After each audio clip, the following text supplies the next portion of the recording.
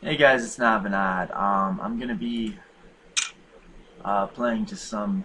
I'm gonna play a session today. I'm gonna grind it out a little bit here. Starting with a $20 buy-in here, heads up, sit and go, and just playing a single table right now.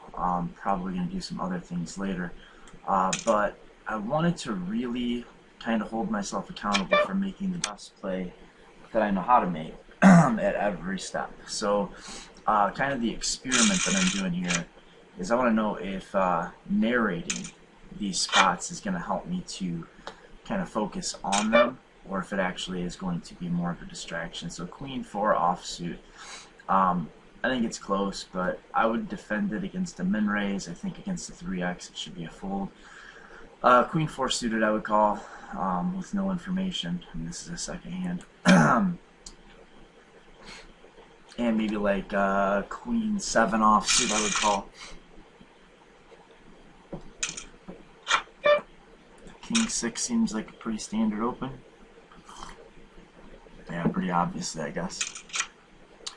Okay, and I don't think this spot here is obvious at all. But I think I am going to stab here because I'm going to want to barrel some turn cards. And I don't really want to just...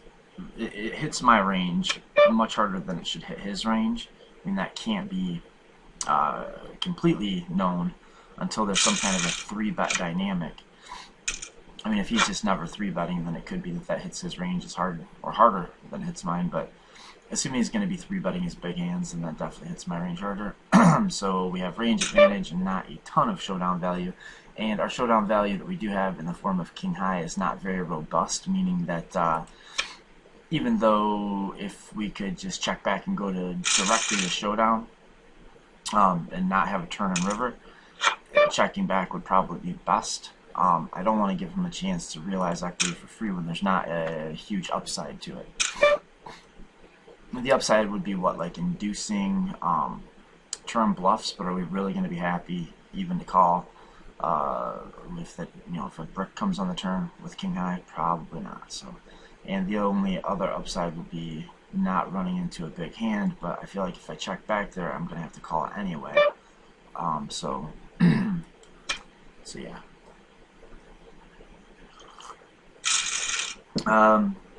We faced a 3-bet with Queen 6 offsuit, and if the dude was 3-betting every hand, it would be close. Because we know he's not, I don't think it is close. Really easy call here with pocket 4s. Kind of a tougher board. I think we'll call once, expecting that he will be the type of player that might one and done his air. But if he puts another shell in here, not only am I going to fold, but I'm going to think a little bit harder about whether I want to call on the flop like this with a hand like this the next time round. Because if he is going to be dubbing some, then it could mean that he's not c-bet bluffing very often, which makes this a fold, or he is going to be barrel bluffing pretty often, which also makes this a fold. So kind of either of those cases make me want to take my money back and check fold flop. But of course, we have to act with the information we know when we're acting.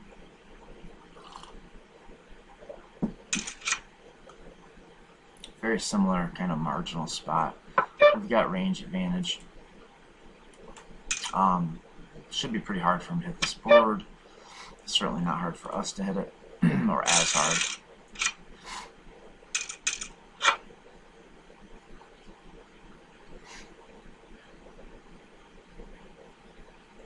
I'd like to start out with a value merged, like linear 3-bet range, and I think King Queen offsuit is going to be in that range. So, and I mean, unless I'm super polarized, heads up, King Queen offsuit is going to be probably the bottom of even a polarized 3-bet range.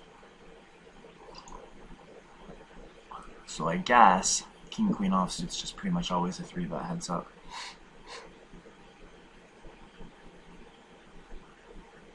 I haven't 3-bet. He has no reason to think that I'm like doing a lot of crazy 3-betting, so would expect to have a lot of fold equity. I think since we are linear, we'll be 3-betting a lot worse hands than this. Like Queen Jack suited, King Jack, Ace 10, maybe worse. So I think getting the price we will call, but kind of proceed with caution.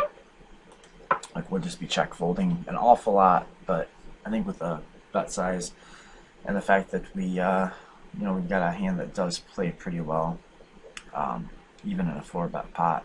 I mean, King Queen obviously plays pretty good with a low stack to pot ratio, because if we flop top pair, it's just going to be really easy for us to just not even think about it and just put it in. If he's checking back in a 4-bet pot, pretty unlikely that he's just going to fold. I think he's got a pretty pair-heavy range, and the rest of the stuff he checks back is probably going to be mostly traps, like aces, and just ace highs that are going to call at least once. So unless I'm committed to like betting 2 something here and then moving in on all turns, I mean rivers, then I think we just have a check, and hopefully he checks back and we pick a king or something. Queen probably would be better. But if he bets, I think we just have to give it up. I mean, we just have no equity. We're on the turn, no equity. We just don't beat anything. I mean, if we think that he's going to be 4-bet bluffing a lot, then we would expect that he would 4-bet bluff, or I mean, he would see that bluff that flop. So this is starting out as kind of a tough little run here. It's never great to 3-bet king queen offsuit and get 4-bet. I mean, it really is not a good situation, especially out of position. The other thing you could do is pile it in, but I don't know. You're sort of turning your hand into a bluff there, which I would have been more amped up about considering, at least if I didn't think I was getting the right odds to just call and take a flop. Yeah, this should be a call.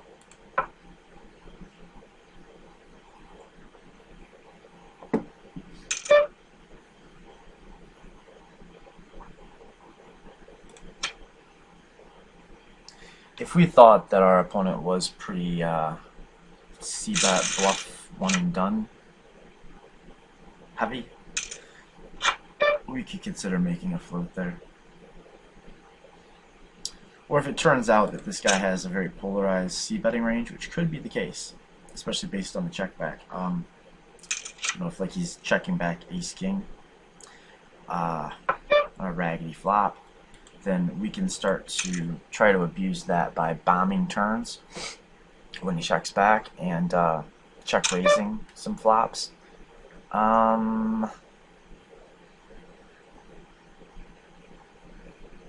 What does his range look like? Top pairs, sets, draws, and not a lot else, huh? I would lean towards folding, but it is a small bet. Guess we peel begrudgingly.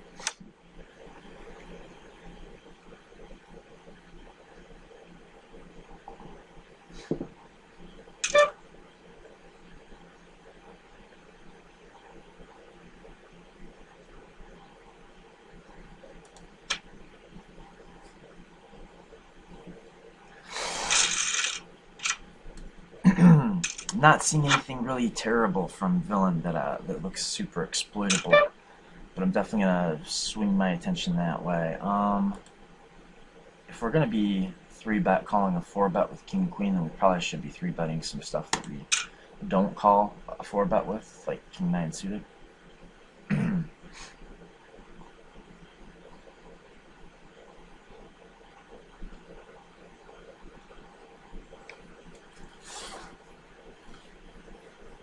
I don't really expect that he's got any big reason to do a lot of 4-bet bluffing, just because he won the pot last time. Because I did call, and I think what most people look at, and probably what you should look at before you start 4-betting as a bluff, is how often you get immediate folds. Other things then become secondary considerations. He checked fast. A lot of times that means he's checking planning to call, but I don't think it's going to be enough to deter me from betting the bottom of my range on a board that really should crush my range and misses.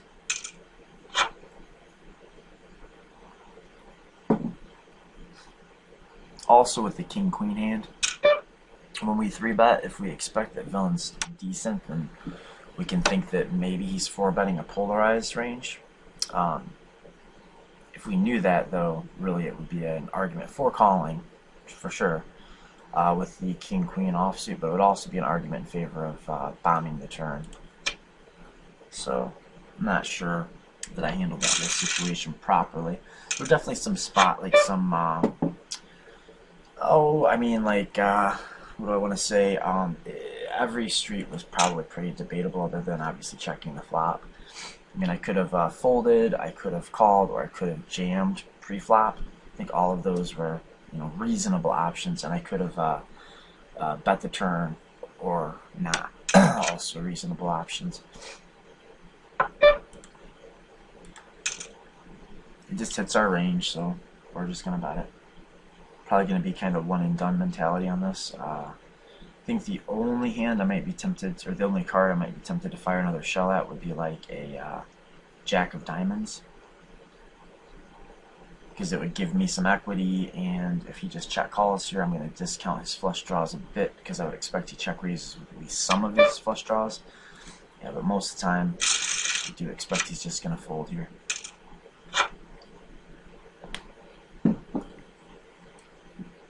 He seems good and or aggressive enough to check raise some of his draws, but maybe not on ace queen X, because it does hit my range so much that if I have range advantage, it should reduce his fold equity and increase the amount of time that I'm going to not just call, but actually defend aggressively as a bluff or for value. I think I call 9-6 offsuit, which would be close, maybe not even. Definitely 9-6 suited. Definitely 9-7 offsuit.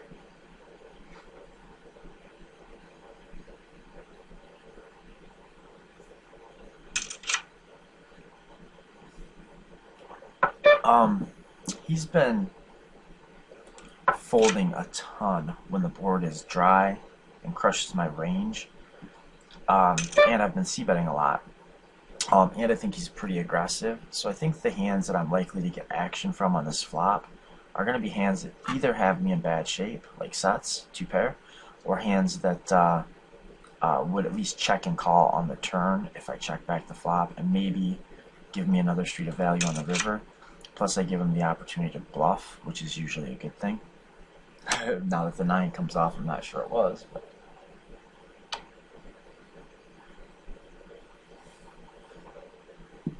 if he bets, I think we just pay it off. He checks, which looks a lot like a 6, so I'm going to value target that 6 and hope I'm not running into a slow play, but I'm going to value target with a small bet, because I don't think he's going to call a lot with a 6. And if I do get check raised, I think it's going to look pretty strong. I mean, I definitely rep that 9 hard. So if he does raise me, I can be pretty certain that he's got me and I can fold. So I kind of feel pretty happy about the way that I played that hand and, of course, the result. But let's see what he had. Yeah, and he did have the 6, so I probably got about as much as I was going to. King 9 offsuit. I know I just 3-bet King 9 suited, and that could look backwards that I'm calling with the offsuit version. And maybe it is, but I think there's game flow considerations also. I don't know, 3-betting King 9 suited and flagging King 9 offsuit is debatable to how much sense that makes, but I don't think it's cut and dried, and it definitely depends on stack depth and a handful of other variables. Now, I think he should be getting pretty sticky here with an 8, and so this is a spot where I'm going to guess he's going to be a little bit less sensitive to the sizing, so I'm going to bet a little bit bigger and hopefully he does have an 8. I just don't think he's folding an 8 the way that this is played. The king on the river actually makes it, probably from his perspective, makes his 8 seem like a better card. He's probably more comfortable calling with an 8. And so I don't think he's ever folding an 8. Maybe I lose value from a 3, but There's probably more 8s than 3s in his range.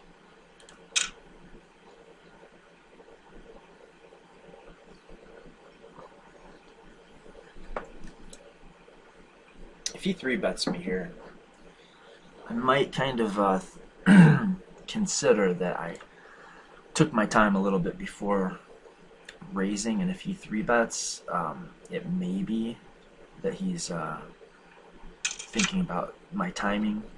Queen 7 deuce is pretty much the perfect board to c-bet your no pair no draw.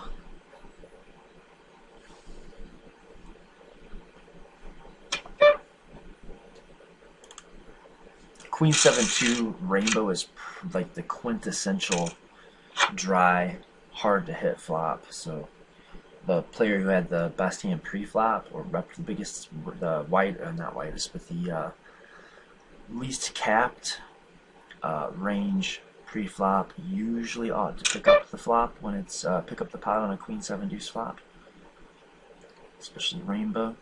Yeah, I think we're gonna go ahead and 3-bet again and hope not to get 4-bet this time.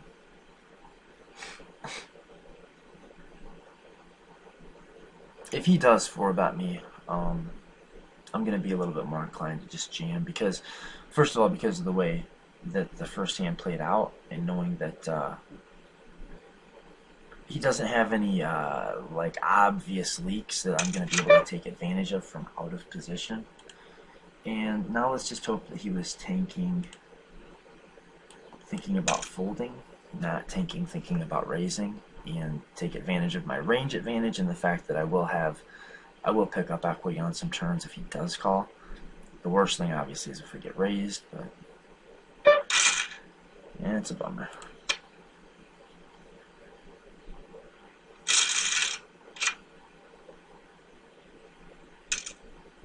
Would have been a good card. Pocket 9s, if he 3-bets, I think we call. I think this guy is shaping up to be pretty decent. I'm going to go back and rewatch this and see if I think he's decent, because I'm not paying attention.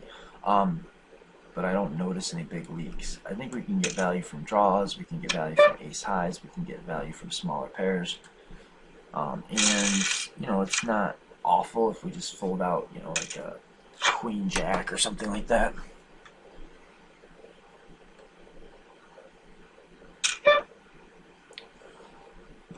Pretty standard call here.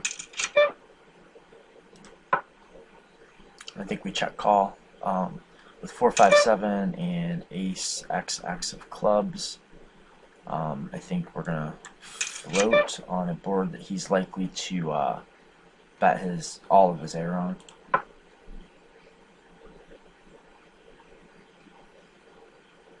We really haven't seen him c-bet flop and shut down. But that, you know, that doesn't mean he's not going to. All right, so gonna be less likely to float, maybe more likely to check raise, and not give him a good opportunity to barrel some turns.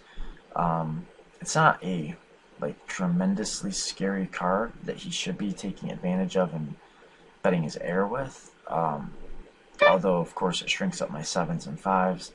When I check call here, I should have a lot of kings that are not going to fold.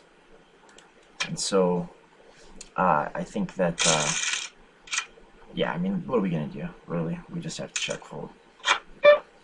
But yeah, I'm pretty much at the point now where I don't want to check call too many flops if I'm not expecting to be able to check call turns. And so that's kind of a way to exploit your opponent in and of itself, is if you never have to check and call on the flop with hands that will check fold turns, then you know, you can be sure that you are going to be strong enough to pick off his double barrels at least, and also have value hands that are happy to check call flop, check raise turn, which will be my strategy with big hands now. I am definitely not going to be looking to check raise flops with value hands. I'm going to be looking to check call flops, check raise turns for value. Because he does double barrel so often, which seems to. And this is one of those hands that if I was against a if I was in a more standard spot, I feel like this hits my range harder than his. and I've got 3 to a straight and ace high showdown value. But it's just the fact that I just have never seen him bet flop, check, turn. And the stack sizes as they are, I'm not going to be able to do a lot of check raising on turns, so I think that I just have to fold there.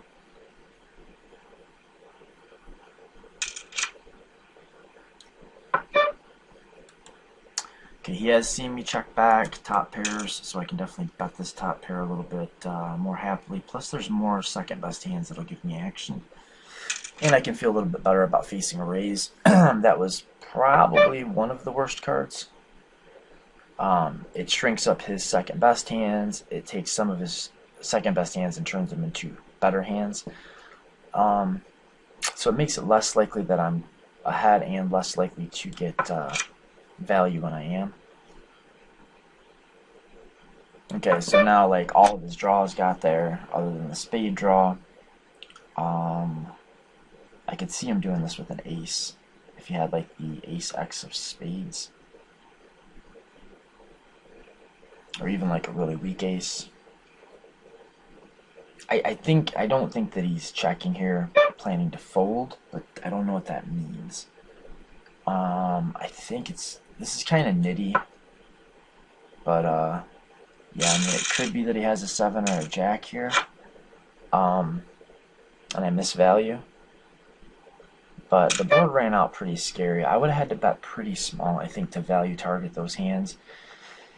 And I don't want to induce a bluff by doing that. And yeah, I mean, maybe it would have made more sense to just go ahead and do that. 25-50, we'll just 3-bet. I was thinking about ripping it, but I think my hand induces better than other hands that I would like to just rip in at about 20 bigs. So if I'm going to 3-bet and fold some, I'm going to 3-bet and stack some, and I'm going to 3-bet shove some, like just shove 3-bet. I think that hand made a lot of sense to play that way. Ace of diamonds. So we got some Broadway stuff going on. 3 to the nut flush and a pair, but I think we've got a hand that's going to play best in our check back range, planning to call turns. And now he's either just giving up, or he's got showdown value. I guess once in a while I run into a trap, but I mean almost never, because there's two diamond draws, 2 heart draws, and a queen 10. I think it's real unlikely that he's going to check a hand that has us beat there. So the question just becomes, how do I get value out of his hands that will give me action? And I think it's better to bet them on the turn rather than to miss value from the draws when they brick off, and miss value from like weaker pairs when the draws come in. So I think that was the right line. Yeah, I feel pretty comfortable with that.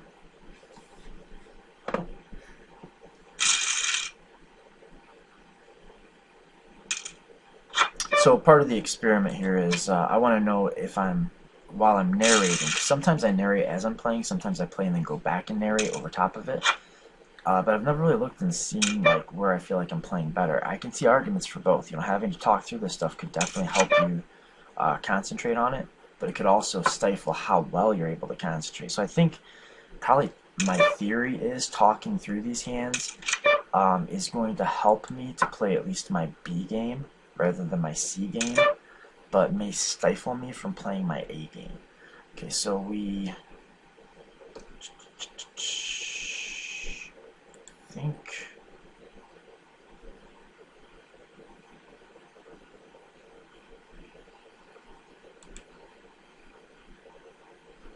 yeah, I think I just need to shove here. He's been double barreling a ton.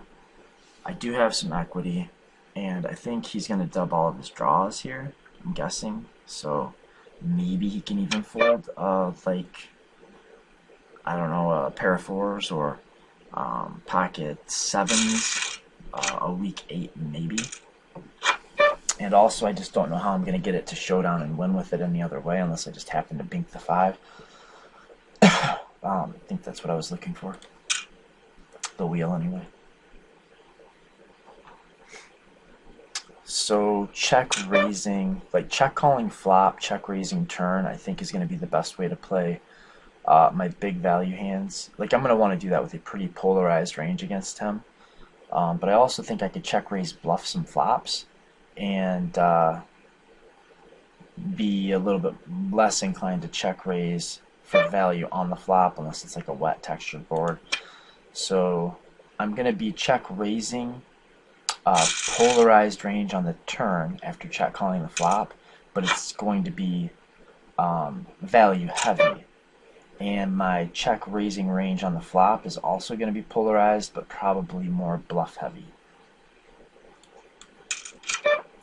And that's not what I'm saying is standard and good. It's what I think is a good strategy against this, what I know about this villain.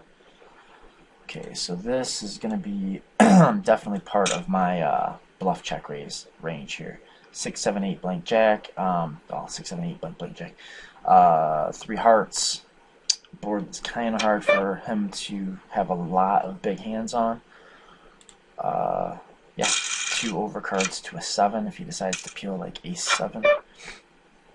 Plenty of good cards to barrel. I hate to min raise this and get 3 bet, but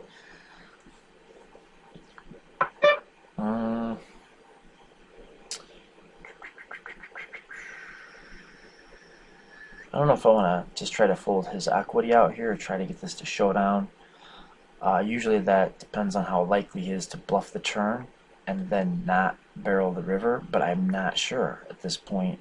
I think I can expect him to bluff some turns, but I don't know if I can expect him not to barrel some rivers. And that's a kind of a, I mean, I definitely could be checking back a 4 here, so I rep a 4 pretty well, but I think he also would not expect me to check back a flush draw, so it kind of it's kind of a dicey deal, but I think he's going to bet any heart at least once, or any decent heart, and maybe all of them. So I think I can get away with calling at least once and then just folding on the river. He definitely has flushes in his range. He's got 4s in his range. Queens probably would play this way against a check back. So he's just got a ton of legitimate value hands. So if that means he's going to splash in some, a pretty good number of bluffs too, it's not the end of the world for me. It's not me being exploited. It's just him catching me at the bottom of my check back range that calls the turn, and then betting again. No big deal. Okay. This hits my range harder, and I have the gutter, and I think that one good way to exploit this guy is to check raise a lot of flops. So, yeah, we're doing that.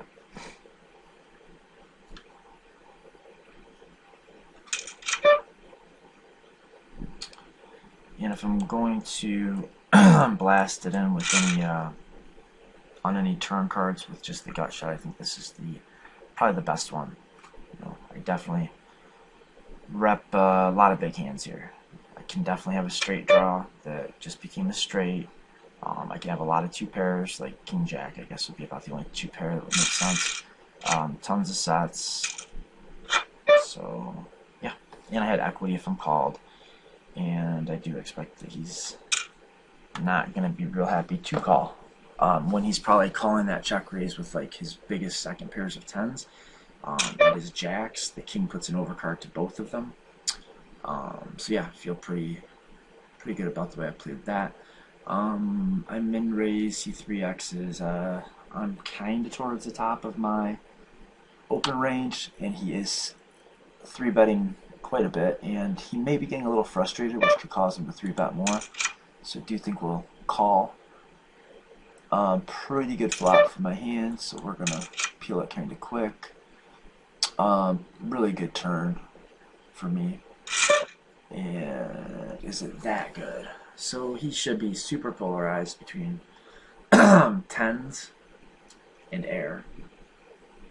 That's really all he can have, right? A 3.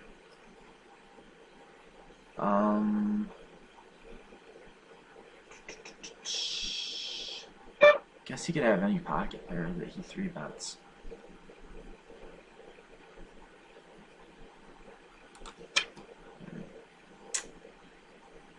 That's real close. first I thought it was just an easy call. Then I kind of talked myself out of it, and I think that's another reason for me to be a little more careful about what hands I do decide to call flop bets with, because he is dubbing a ton. Like every time. He's dubbing pretty much every time. In fact, I don't know that he has c-bet the flop and not dubbed the turn. So if I can't call with the ace high there, yeah, I don't know. I mean, definitely that was a close spot. Okay, 4, 5, 7. I mean, normally I would just call here. I think I will, playing to check raise some turns as a bluff. And hoping that he at least has it in his arsenal to just give up once in a while.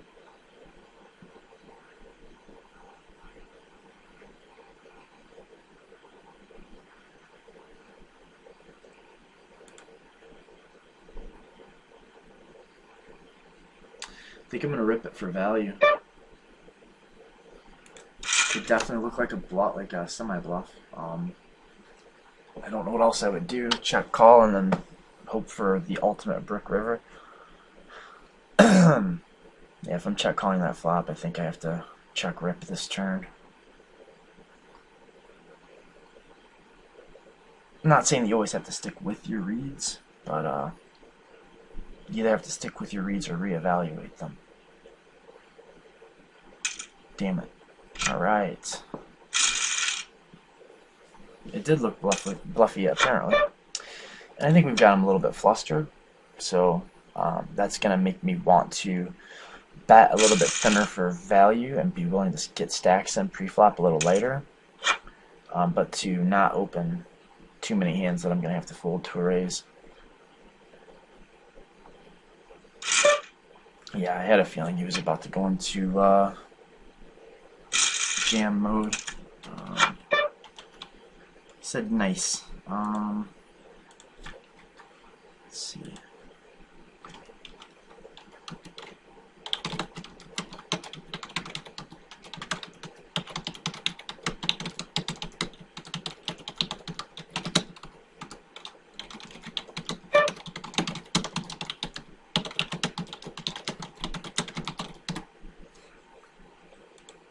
Oh, that's a terrible raise.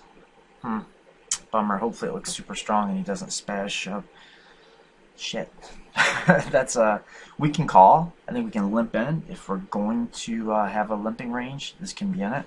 We don't have to have a limping range, and then we can just decide whether we want to shove or just open fold or open limp. I don't mind having a limping range here. So adding commentary. Commenting now in fact.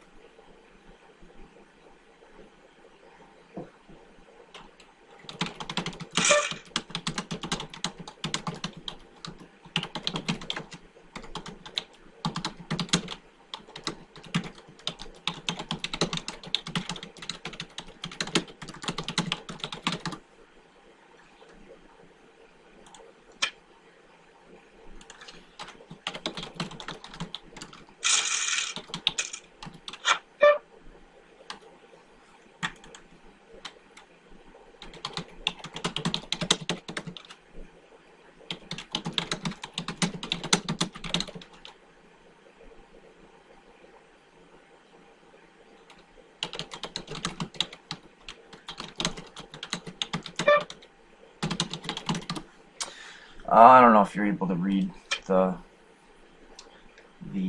chat there, but he was kind of like hoping you're bragging me up or something like that. And I responded, yeah, you know, kinda. I mean, I think I have. I found some imbalances, I think, but I'm not even sure about them, and not a ton. And by this, I mean, if you've watched any of my videos, at this point in a heads-up sit and go at relatively small stakes, like nl10, nl20, I normally would have found a ton of mistakes, and the things that I've chosen are really the things that he's causing me to have to focus on that may give me an edge to exploit, are things I really don't want to have to do.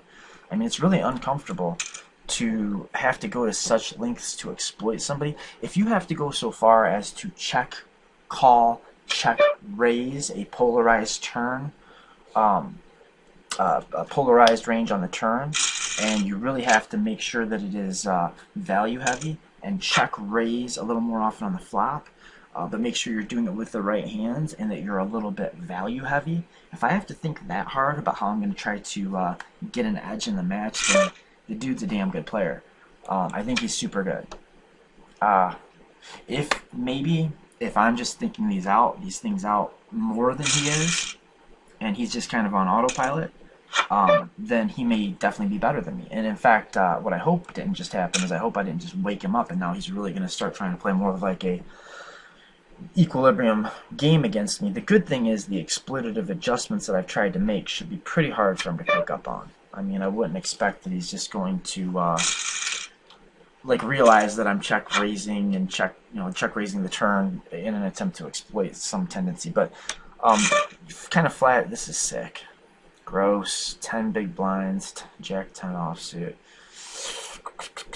I need the push-shove sheet here. I would expect I'd have something like 45%. I mean, against a range I think he's likely to shove.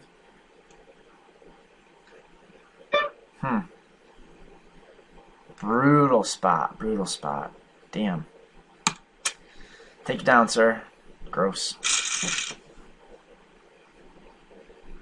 If we were like at 7 bigs, I would have just snapped it off. If we were at 15 or 16, I think wouldn't have been much to consider. I flashed him the kings when I min raised, so I do have to be careful because now he probably is going to take like kings and aces out of my range when I shove here. But I don't think that's enough to stop me from shoving. There's not a better way to do this. A6 offsuit is not a good hand to induce with. Even though I think he's going to be less like... I actually was flashing the kings thinking I might find some hands that I would really want to... it may really have just hurt us right there. I mean, nah, he's going to call with the king-queen anyway. Oh, bummer, dude. Bummer. Okay. So maybe he accepts. I don't even know why I'm accepting. Alright, I'm perfectly happy that he declined that rematch.